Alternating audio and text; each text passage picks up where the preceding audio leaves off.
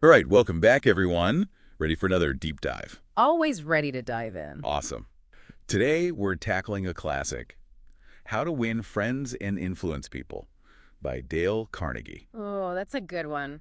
A classic for a reason, right? Exactly. And I think we all want to get the core of it quickly without getting bogged down, which is, where we come in. The deep dive approach. Straight to the good stuff. You got it. Now, get this. This book was published in 1936. Wow, almost a century ago. I mean, things have changed a bit since then, haven't they? You'd think so, right? But here's the thing. Our source, this recent review from a marketing website, they're showing how it's still so relevant. Really? What kind of marketing stuff are they applying it to? Well, they were talking about things like procurement, supply chains, marketing itself. It was actually pretty fascinating. It's amazing how those principles can apply across so many different areas. It's like at the heart of it, it's all about human connection, and that never goes out of style. Exactly. And this marketing website really honed in on that. Mm-hmm. They were highlighting like supplier relationships, how important those are for procurement. Right. Makes sense. You got to have those solid partnerships. Yeah, and then they talked about how crucial collaboration is for supply chain management. Oh, for sure. Can't have things breaking down along the way. Exactly. And of course, those customer connections, vital for marketing. Absolutely. Building that trust is everything. It really is. Thinking about it, it's like the whole business world hinges on relationships. You're not wrong. But it goes way beyond business, too. These principles, they apply to any relationship, professional or personal. It doesn't matter. Being able to connect with people on a genuine level, that's incredibly powerful stuff. So true. And, the way the book is structured really drives that point home. How so? Well, it's broken down into these four main sections, fundamental techniques in handling people, 6 ways to make people like you, how to win people to your way of thinking, and how to change people without, causing offense or resentment. It's like a roadmap. First, you build those strong relationships. Then you figure out the influencing and the changing part. Makes sense. What do you think about that structure? I think it's super interesting because it's such a deliberate approach. Yeah. It shows you what Carnegie's philosophy is all about. It's not about manipulation Yeah. or like these quick tricks. No, it's about building genuine connections as the foundation, understanding people, fostering relationships that are good for everyone involved. Exactly. Okay, so let's dig into one of the most interesting pieces, and this was a big focus in the review as well, effective communication. Ooh, yes. Communication is key. It really is. And they pulled out some key points. They're so simple, but they're so powerful, like being a good listener. So important. We could all use a little more of that. Right. And then encouraging others to talk about themselves and actually genuinely focusing on the other person's interests. It's like, we all know this stuff, but how much do we actually practice it? That's the real question. It's so easy to slip into old habits, get caught up in our own heads and forget these basic things. For me personally, that active listening piece, that's huge. When someone really feels heard and understood, they're just more likely to open up, share what they're thinking and feeling, and it creates that deeper connection, doesn't it? Totally. And it all starts with, that genuine curiosity. It's not just about waiting for your turn to talk. It's really being interested. Like that saying, to be interesting, be interested. I love that. Right. And Carnegie's basically saying, being a good listener, that's one of the best ways to spark that interest in other people. Yeah. But here's the thing I'm wondering. How do we actually, influence people using this? Sure. I mean, is there a risk of being like a pushover, Yeah. always focusing on the other person? Yeah, I see what you mean. That's where Carnegie's strategies for persuasion come in. And I think this is where the book gets really clever. He talks about avoiding arguments, showing respect for differing opinions. It's not about forcing your agenda down someone's throat. It's about creating the space where people feel comfortable sharing their ideas. Exactly. So it's more about finding common ground rather than, trying to bulldoze someone with your viewpoint. I'm starting to see how all of this fits together. It's like building bridges instead of walls, right? Mm-hmm. When you approach disagreements as a chance to understand each other better, even if you don't agree on everything, people are just more open to your perspective. Makes sense. So we've got these solid foundations, right? Relationships and communication. But how does this all actually translate into leadership?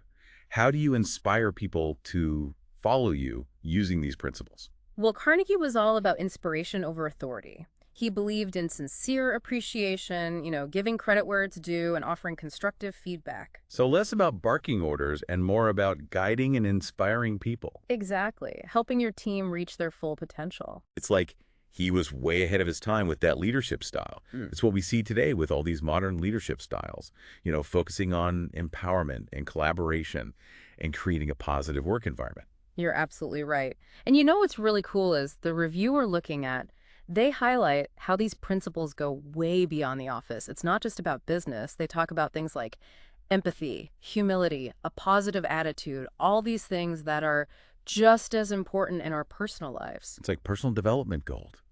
Think about it. How many conflicts could we avoid? How many relationships could we improve if we just brought a little more empathy and positivity to all of our interactions? It's a good reminder, right? The way we interact with each other in every part of our lives, it really does matter. And it starts with being aware of these basic principles that Carnegie laid out so brilliantly all those years ago. It's amazing, right? Like this ripple effect, a small change in how we think and approach things, it can have a huge impact on our relationships and even the world around us. Absolutely. Little shifts can lead to big changes. But let's get real for a second. This book was written like almost a century ago. Yeah.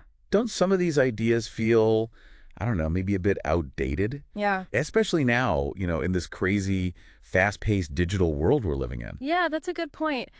The world has definitely changed a lot since Carnegie's time. We need to be smart about adapting these principles, making them work for us today. Take active listening, for example. Yeah. Easy enough when you're face to face, but what about all those virtual meetings? Or when we're basically living on text messages? How do you really listen and engage then? That's such a good question. And what about this whole idea of, balancing empathy with assertiveness, Oh, that's a tough one. especially in a work setting? Right. We're supposed to be understanding and build these connections, but sometimes you need to set boundaries, be clear about expectations, right? It's like walking a tightrope. You've got to find that balance, being compassionate, but also knowing what you need, what your goals are. It's a skill for sure. And I think that's what makes exploring this book so relevant even today. We're not just taking Carnegie's words at face value, right? Yeah, totally. We're figuring out how these principles can actually work in our lives in a way that makes sense for us. I love that. So let's switch gears for a minute and get into some actionable advice. The marketing review we were looking at, they actually highlighted some key takeaways, stuff we can start using, like right now. You ready to dive in? Let's do it. Let's turn this knowledge into action. All right, first up, and we've touched on this already, but it's worth repeating, active listening. The foundation. Seriously, really focusing on what the other person's saying, asking questions to make sure you understand their perspective, even summarizing their points to make sure you're both on the same page. It seems so basic, but it makes a huge difference. It really does. Have you experienced that in your own life? Oh, absolutely. I used to think I was a decent listener, But then I started really practicing these active listening techniques, and the difference was incredible. People opened up more, our conversations were so much better, and I felt like I was building stronger relationships. That's awesome. Okay, so next up, expressing appreciation. Something we might not think about too often. But Carnegie was big on this, showing genuine appreciation to the people around us. Right, like a simple thank you can go a long way. Exactly. Whether it's a coworker, a friend, family, whoever, even a stranger. Just taking a moment to acknowledge what they do, let them know you value them, it can make such a difference. What do you think? Without a doubt, we all want to feel appreciated, don't we?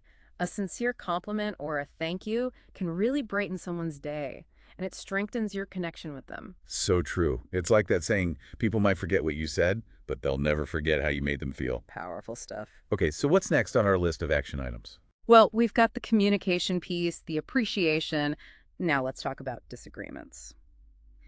Carnegie believed that finding common ground was crucial when it comes to conflict. Interesting. It's like shifting your mindset. Instead of thinking, I have to win this argument, it's more like, let's find a solution that works for both of us.